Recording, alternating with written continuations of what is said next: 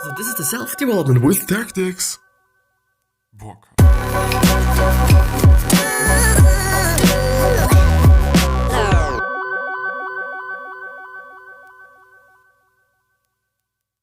So this one's going to be the last episode featuring 21 lessons for the 21st century, and I do at least believe that we're going to go through the whole one today. It depends on how just long it is going to take me, and or also how much things that I'm going to add, because for example in the last episode I've just barely added anything, which is not really something that I want to go for, since I don't know, I'm not a fucking audiobook, even though it is also quite of a great thing. But yeah, anyway, we're going to see after the intro as always.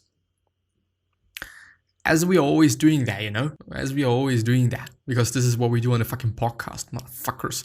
But yeah, anyway, and it is not there, which is not good, but here it is. The amazing summary, the amazing thing. By the way, the link is down in the description. Also, the link to the podcast and or to the YouTube channel, if you're already on a podcast, is down in the description, which means that check it out.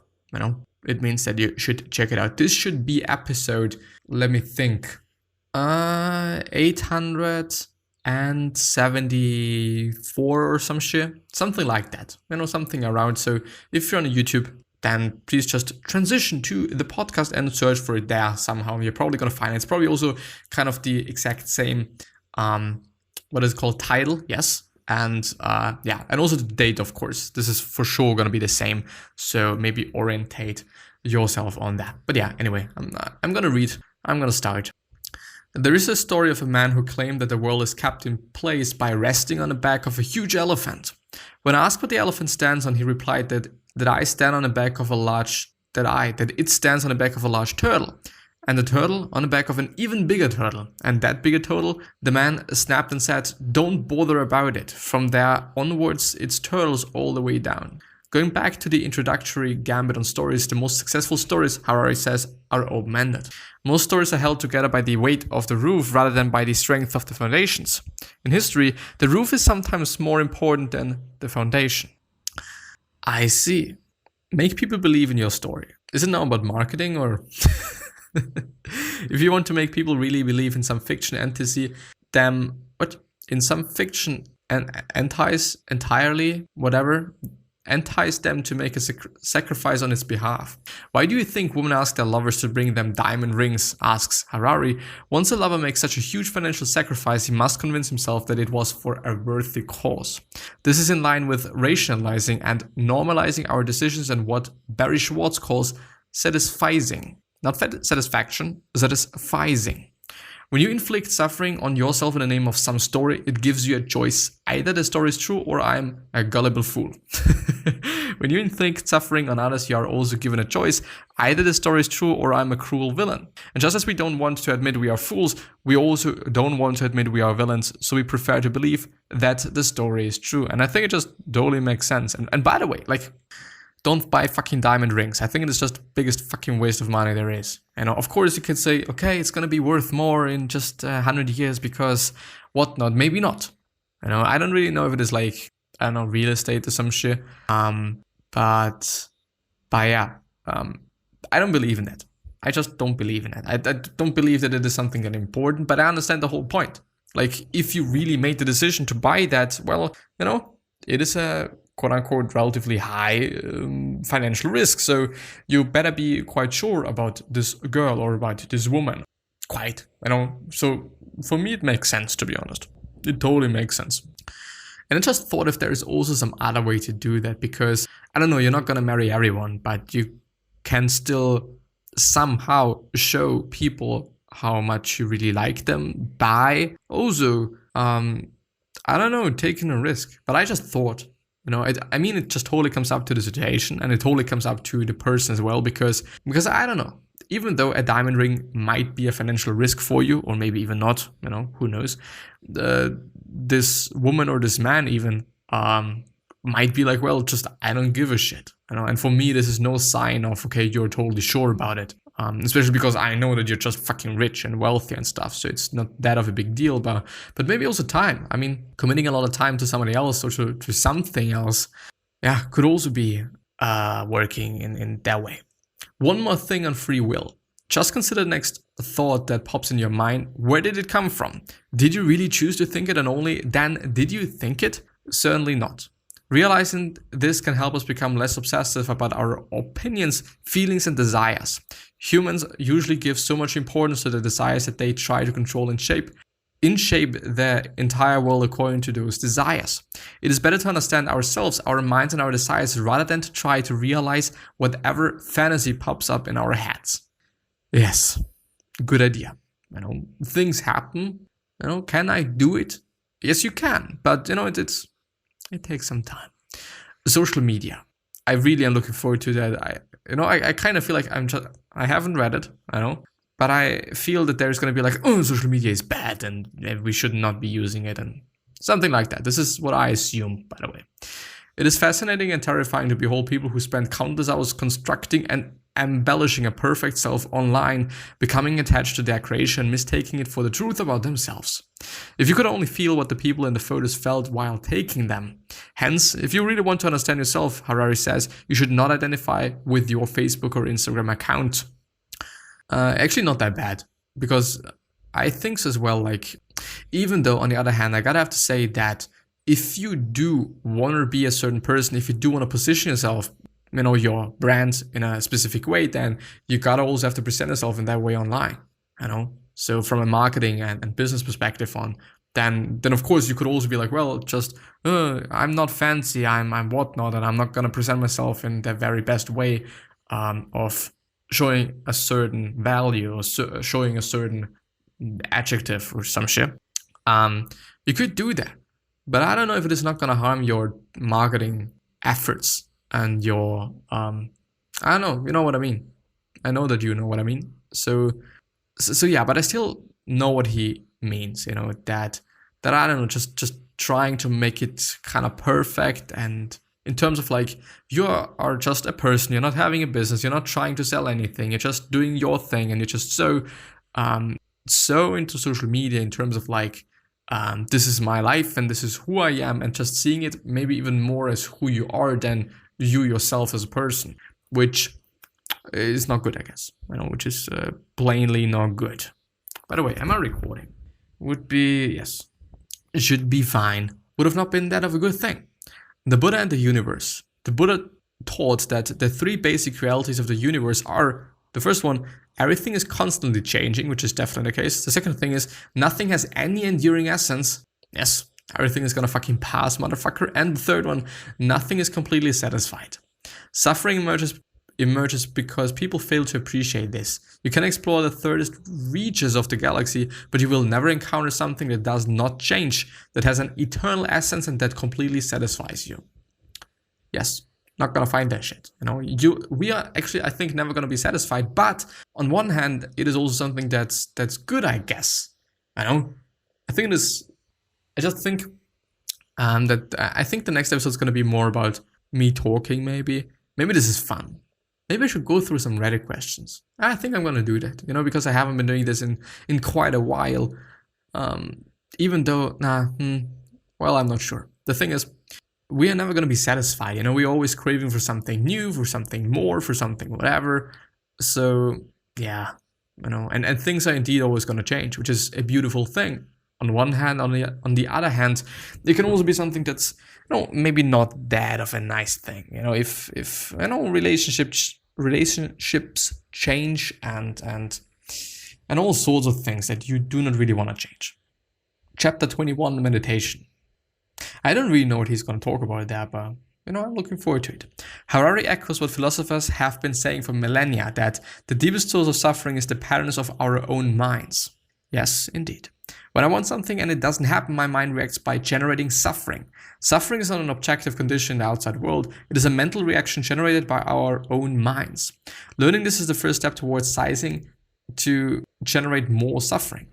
Meditation is not an escape for reality. It is getting in touch with reality. Without a focus and clarity provided by this practice, Harari says, he could not have written this book. He sees meditation as yet another valuable tool in the scientific talking, okay, especially when trying to understand the human mind, which is an interesting take on conflating calm and clarity with ambition and progress. Harari closes out with some words of wisdom. Consciousness is the greatest mystery in the universe. Yes, what is fucking conscious? We had better understand our minds before the algorithms make a match up for us. I like meditation. I really like it. I think it is a cool thing.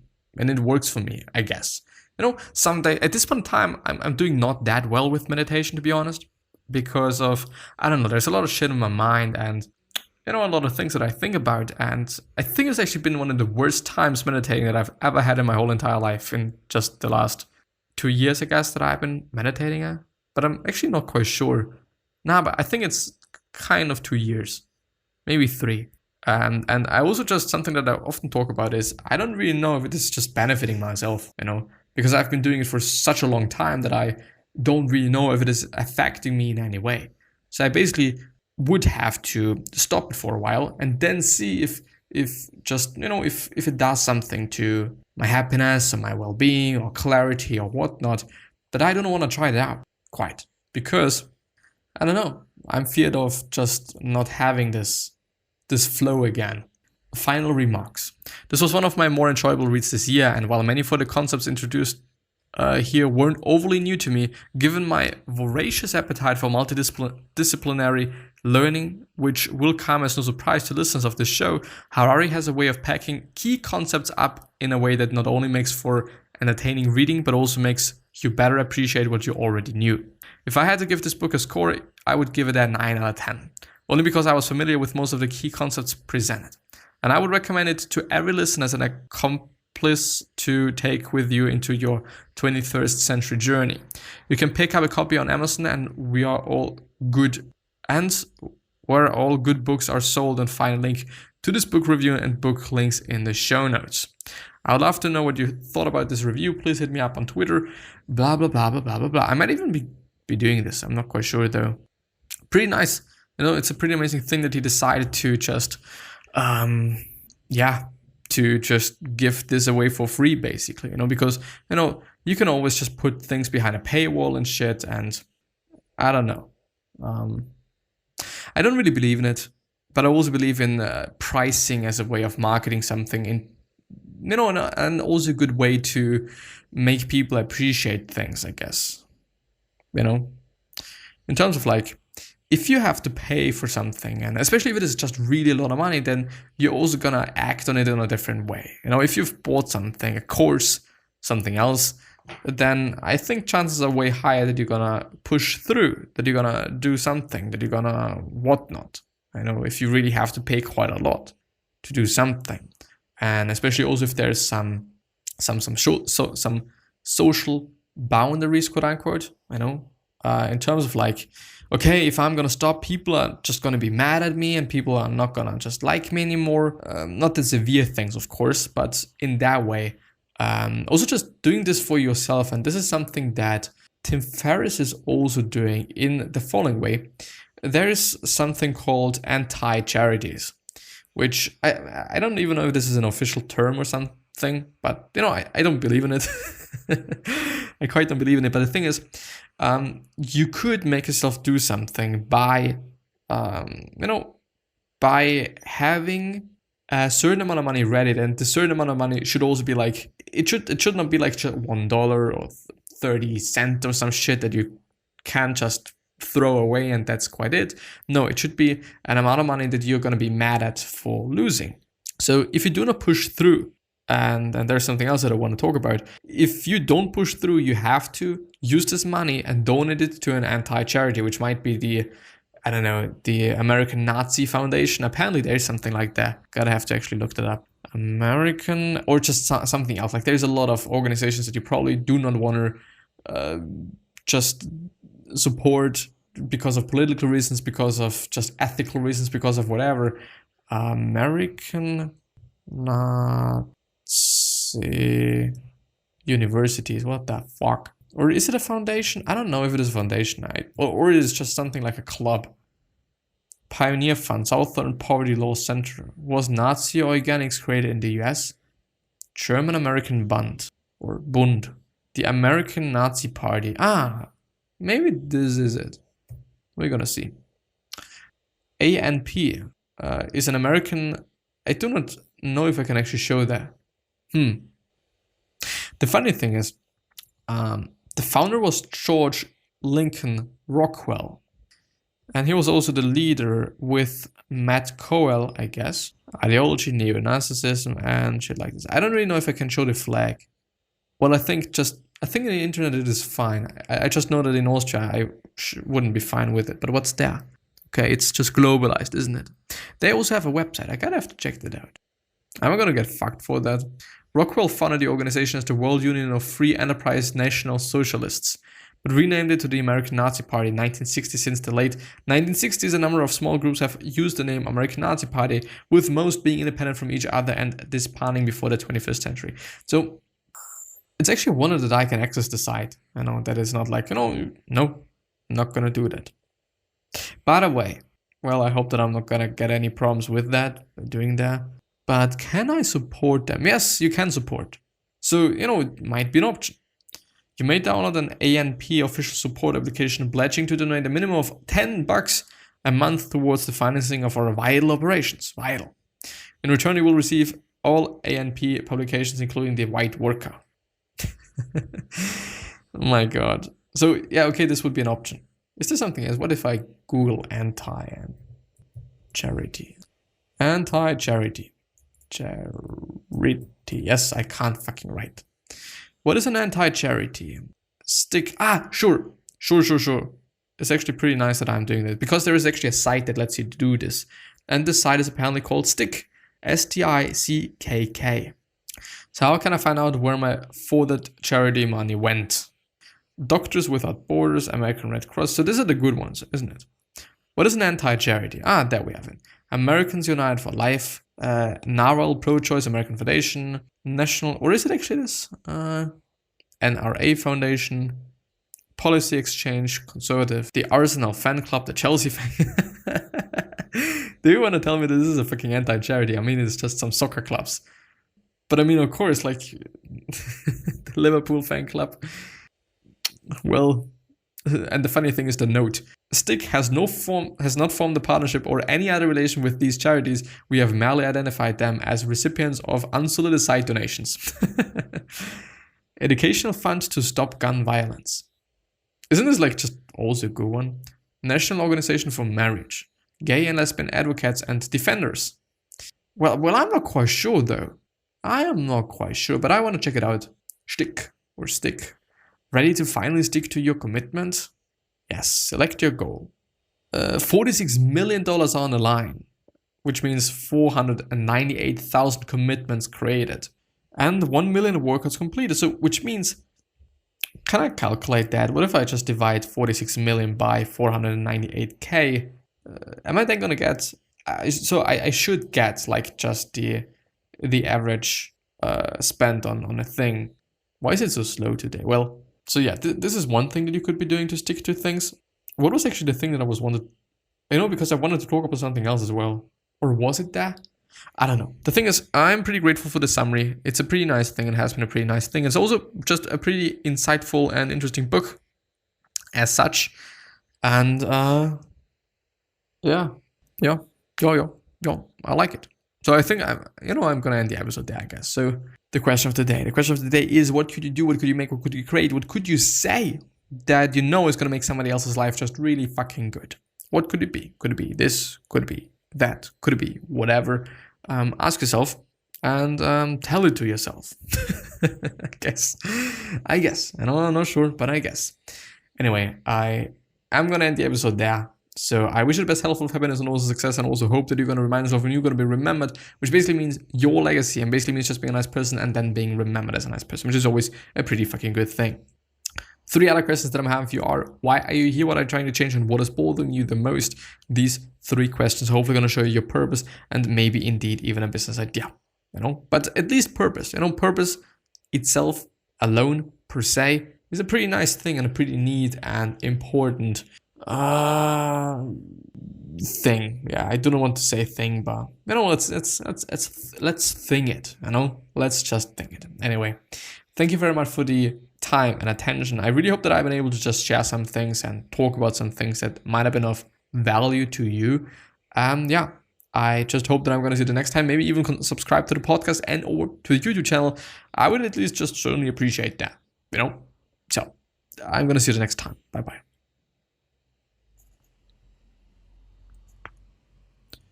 And my neck, and my neck, and my neck. Yes. So this is not on the video anymore, so there's probably going to be some black thing.